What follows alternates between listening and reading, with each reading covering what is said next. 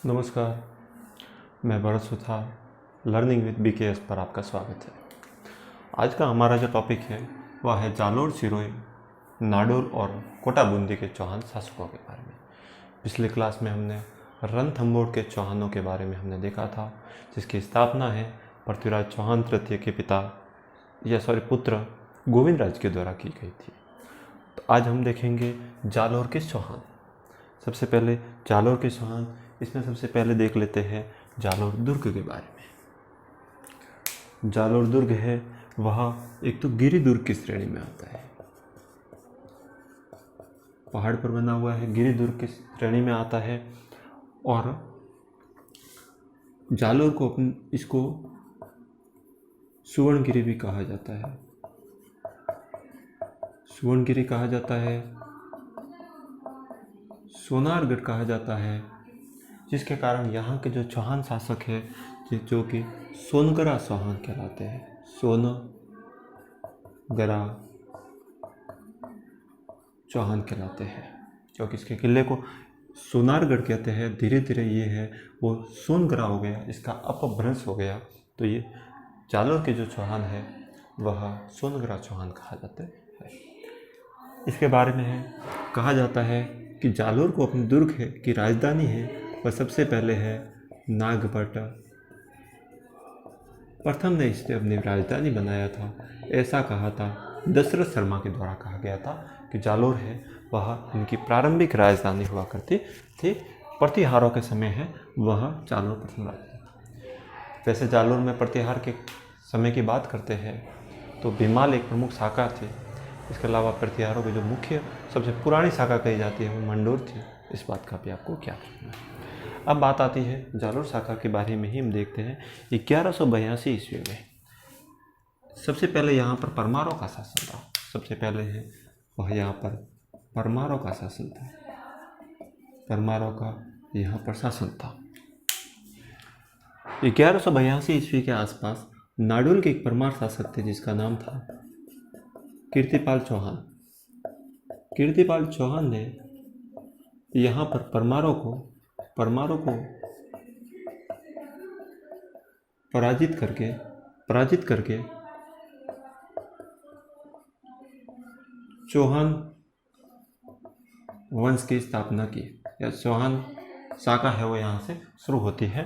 कीर्तिपाल चौहान 1182 ईस्वी में परमारों को हराकर है वह जालोर को प्रमुख परमारों से मुक्त करके जालोर है प्रमुख चौहान सा राज्य हो गया। इसके बारे में है।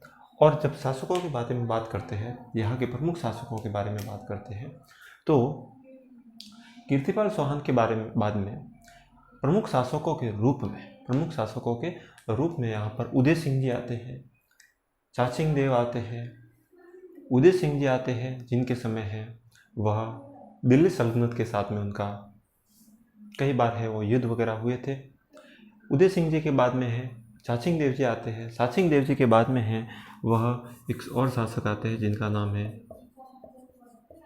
सामन सिंह। सामन सिंह है कानवदेव चौहान के पिता थे, जो कि इनका कोई विशेष उपलब्धि है वो देखने को नहीं मिलती है। कानवदेव चौहान इसके बारे में शासक बनते हैं। कानवदेव चौहान लगभग 1305 ईस्वी के आसपास है वो जालोर के शासक बनते हैं। 1305 ईस्वी के आसपास ये शासक बनते हैं कानवदेव चौहान।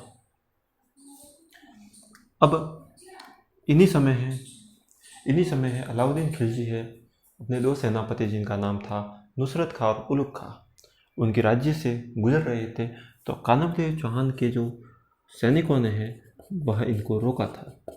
सैनिकों ने खिलजी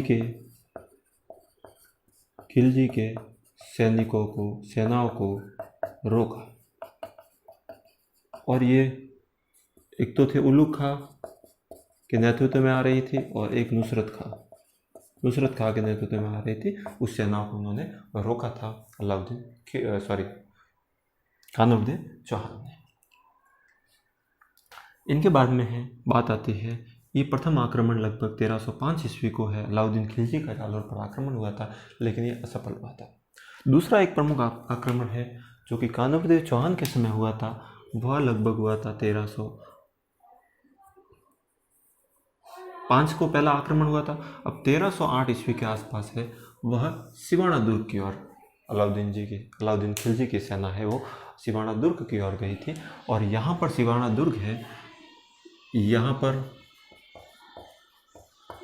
सातलदेव शासक थे, सातलदेव सोनग्रा यहाँ के शासक थे।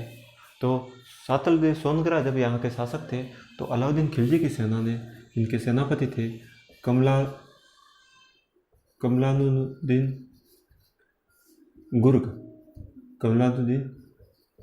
गुर्ग के नेतृत्व में है उन पर सेना पर आक्रमण किया था।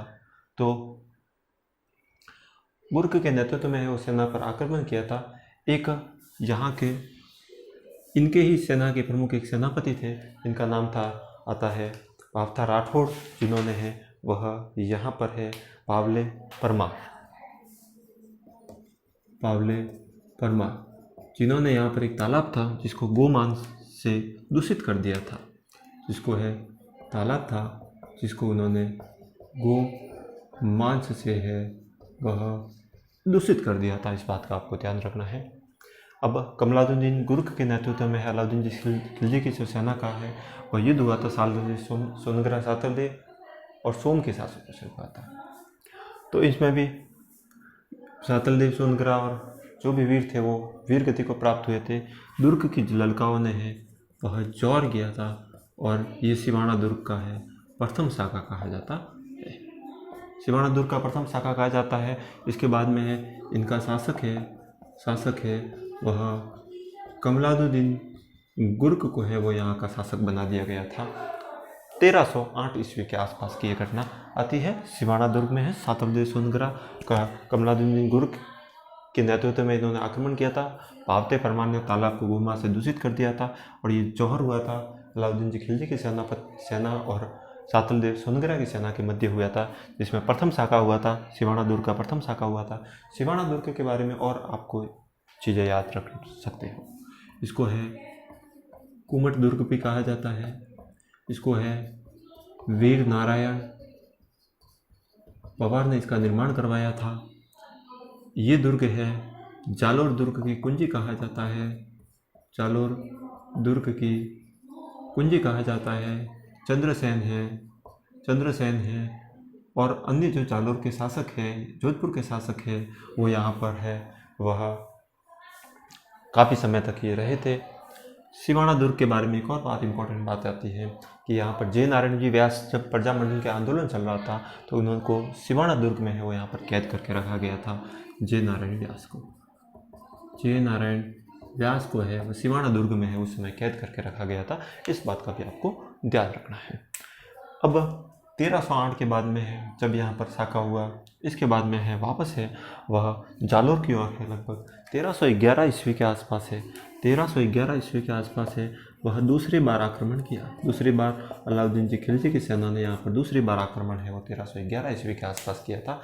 इसके समय है वह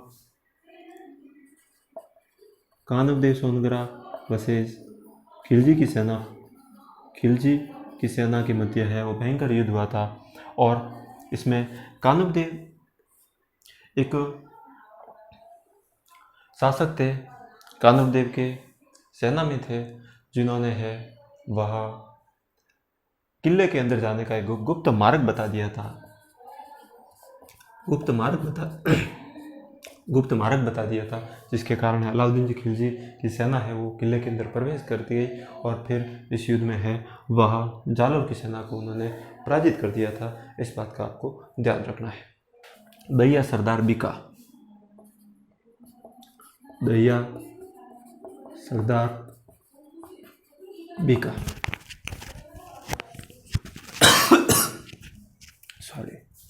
दैया सरदार बीका ने वहाँ पर इस दुर्ग में जाने का एक गुप्त मार्ग बता दिया था, जिसके कारण खिलजी की सेना है ये खिलजी के पक्ष में थी। खिलजी की सेना है कानवदेव चौहान के शासकों को या जालोर के शासकों को हराने में सफल हो गई थी।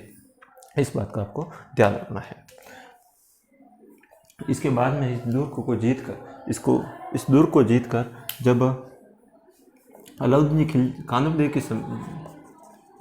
के जो साथ में थे, एक तो वीरमदेव सोनगरा जो कि उनके पुत्र थे इसके, और यहाँ पर खिलजी की सेना में है वह कमलानुद्दीन गुर्ग। इस दोनों के मध्य भयंकर युद्ध हुआ था लगभग 1311 ईस्वी के आसपास, 1311 ईस्वी के आसपास हुआ था। और इसमें वो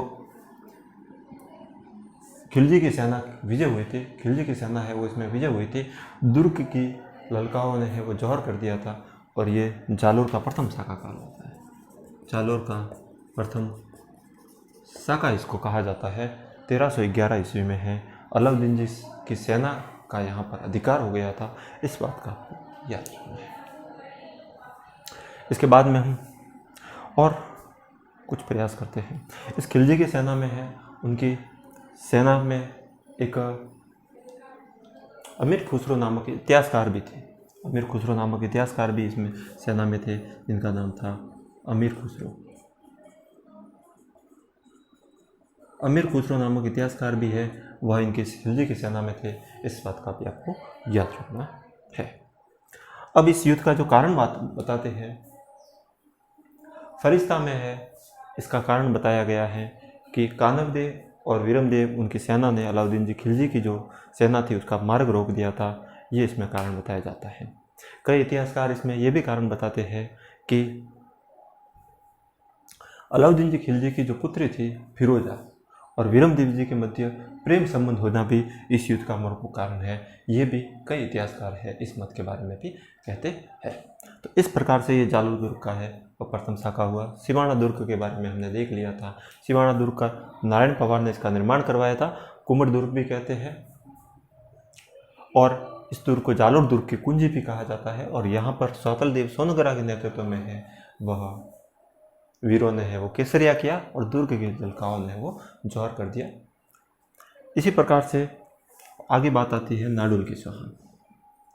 नाडुल के जो चौहान है वो सबसे प्राचीन शाखा है। सबसे प्राचीन शाखा यदि कहा जाए तो वो नाडुल के चौहान है। यहाँ पर चौहानों की कुल देवी कही जाने वाली आशापुरा माता जी का मंदिर है। आशापुरा माता जी का यहाँ पर मंदिर है। ये एकमात्र ऐसी जगह है नाडुल जहाँ पर पुरातात्विक प्रमाण भी यहाँ से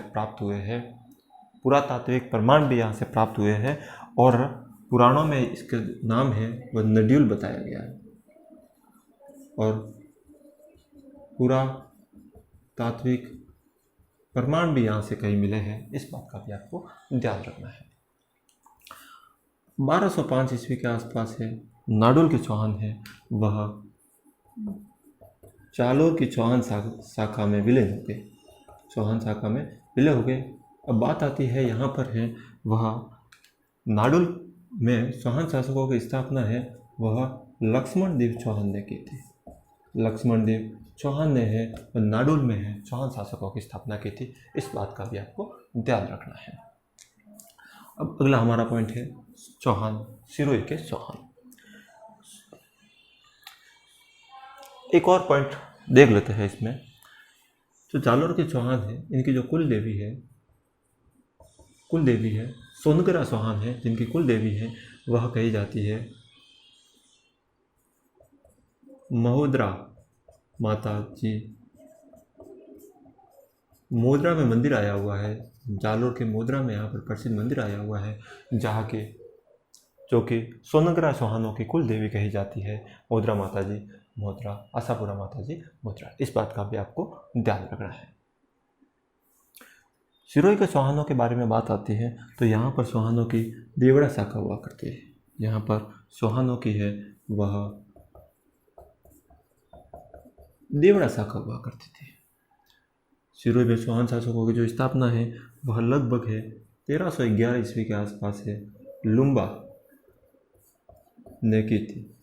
लुम्बा ने यहाँ पर है वह की थी और इनकी जो राजधानी बनाई थी चंद्रावती है वह आबू को है वह यहाँ की राजधानी बनाया था। चंद्रावती और आबू को है वो यहाँ की राजधानी बताया था। इसी प्रकार से है वह 1405 ईस्वी के आसपास है यहाँ के एक शासक थे जिनका नाम था शिव बाण ने है शिवपुरी शिवपुरी, जिसको है वर्तमान में सिरोही कहा जाता है, इसकी स्थापना की। इसी प्रकार से है 1425 ईस्वी के आसपास यहाँ के एक शासक बने थे सरायमल। इन्होंने है सरहना पहाड़ी पर सिरोही नगर की स्थापना की। सिरोही नगर की स्थापना की थी 1425 ईस्वी के आसपास। यहाँ के प्रतापी शासकों के बारे में यदि देखते हैं तो यहाँ पर एक तो थे अखेराज जी। यहाँ के प्रतापी शासक थे एक तो अखेराज जी, जिनको है उड़ता राजकुमार भी कहा जाता, उड़ता अखेराज भी कहा जाता है। उड़ता अखेराज भी यहाँ पर कहा जाता है। और प्रतापी शासकों के बात होते हैं, जगमाल है वो यहाँ के प्रमुख शासक बने थे। यहाँ पर लगभग है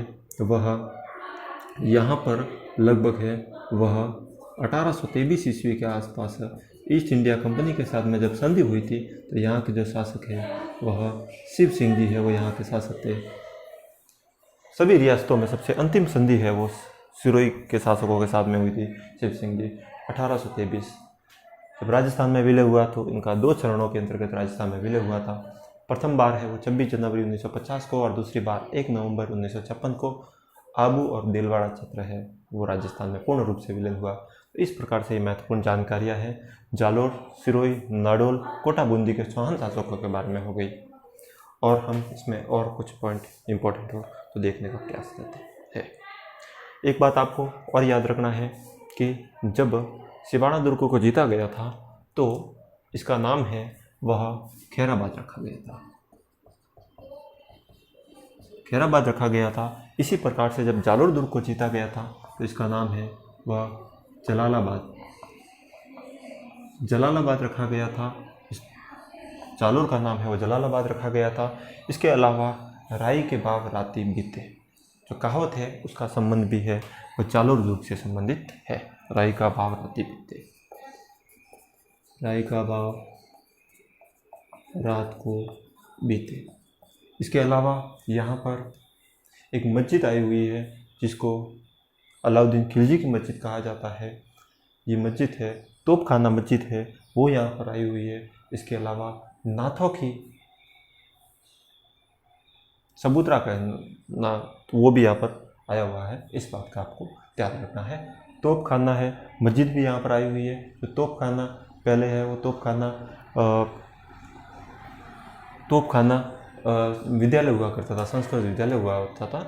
मुसलमान शासकों ने उनको तोड़कर उसका नाम तोपखाना मस्जिद कर दिया गया था। इसी प्रकार से और इम्पोर्टेंट कुछ पॉइंट हो तो देखने का प्रयास करते हैं हम।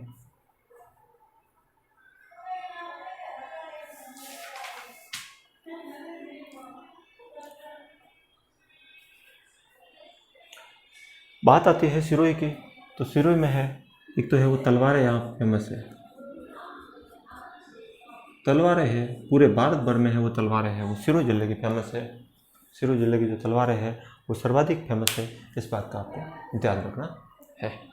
नाडोल के चौहान है सबसे प्राचीन शाखा कही जाती है। यहाँ पर नाडोल चौहानों की कुल देवी आशापुरा माता जी है। नडियोल इसको प्राचीन काल में कहा जाता था और पुरातत्व प्रमाण यहाँ से प्राप्त हुए हैं। 1205 ईस्वी में है जालोर के चौहान है वो इस शाखा में मिल गए थे।